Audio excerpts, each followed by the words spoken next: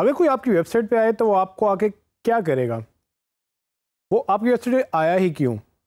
सवाल ये इसलिए इम्पोर्टेंट है क्योंकि जब भी कोई कस्टमर या कोई विजिटर आपकी वेबसाइट पे आएगा, वो आके या तो आपसे कुछ सर्विस लेना चाहेगा या प्रोडक्ट लेना चाहेगा।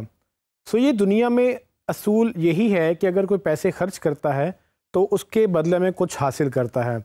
और अगर आप सर्विस या प्रोडक्ट प्रोवाइड कर रहे हैं और अगर आपको पैसे कमाने हैं तो कस्टमर अगर आपसे वो सर्विस या प्रोडक्ट बाय करेगा तभी आपको पैसे देगा। सो ये चीज़ वेबसाइट में कैसे आपको दिखानी है? आपकी वेबसाइट पे जब भी कोई आए उसको आके होम पेज पे तो लैंड करेगा, लेकिन उसने पैसे आपको होम पेज के नहीं देने, उसने आपसे जो सर्विस बाय करनी है उसके पैसे देने हैं। आपने मेक श्योर ये करना है कि आपकी वेबसाइट या जिस क्लाइंट के साथ आप काम कर रहे हैं उसकी वेबसाइट, उनमें उनकी प्रोडक्ट्स और सर्विसेज बड़ी तसल्ली से, मतलब कि बड़ी डिटेल में उस पर उन्होंने पेजेस बनाए हों।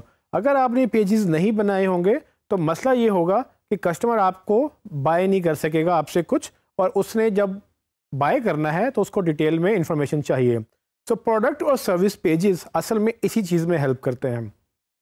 आपने जितनी भी आपकी प्रोडक्ट्स या सर्विसेज होती हैं उसके पेजेस बनाने होते हैं। इसमें कोई तादाद हो नहीं सकती, ये आपके बिज़नेस के ऊपर डिपेंड करता है कि आप क्या बेचते हैं तो उसकी कितनी क्वांटिटी है। अगर आपके 1000 सर्विसेज हैं या 1000 प्रोडक्ट्स हैं, उसके लिए 1000 पेजेस बनाने में कोई मसला नहीं है।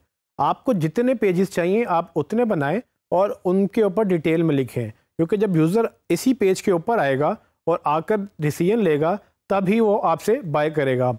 आपने इस चीज़ का ध्यान रखना है कि जो वेबसाइट जिस पे आप काम कर रहे हैं, चाहे वो आपकी वेबसाइट है या आपके क्लाइंट की वेबसाइट है, उसमें प्रोडक्ट एंड सर्विसेज बड़ी डिटेल में एक्सप्लेन होने चाहिए, क्योंकि किसी ने अगर पैसे देने हैं तो वो इसी चीज़ पे देने हैं, और इसीलिए हम इन पेजेस को मनी पेजेस भी कह सकते हैं।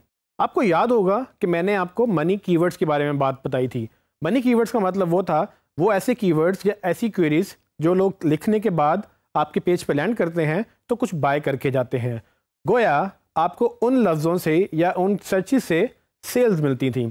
तो अब आपको ये समझ आ जानी चाहिए कि वो जो कीवर्ड्स जब कोई लिखेगा तो अल्टीमेटली वो जहाँ लैंड करेगा तो वो पेजेस भी आपकी प्रोडक्ट या सर्विसेज के ही होंगे, क्योंकि जब लोग यहाँ पर आएंगे तब इनको देखेंगे और तभी वो आपसे बाय करेंगे जब उनको ये सर्विसेज और प्रोडक्ट पसंद आएंगी। ये पेजेस जो हैं ये भी मनी पेजेस कहलाए जा सकते हैं।